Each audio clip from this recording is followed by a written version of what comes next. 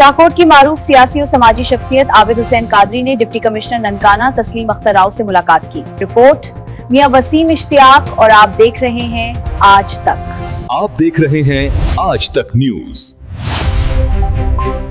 खबर सच के साथ।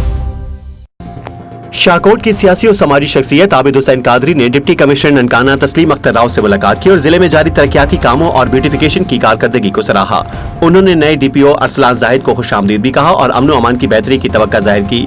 रिपोर्ट मियां वसीम इश्तियाक और आप देख रहे हैं आज तक। शाकोट की मारूफ सियासी और समाजी शख्सियत आबिद हुसैन कादरी ने डिप्टी कमिश्नर ननकाना साहब तस्लीम अख्तर राव से खुसूसी मुलाकात की।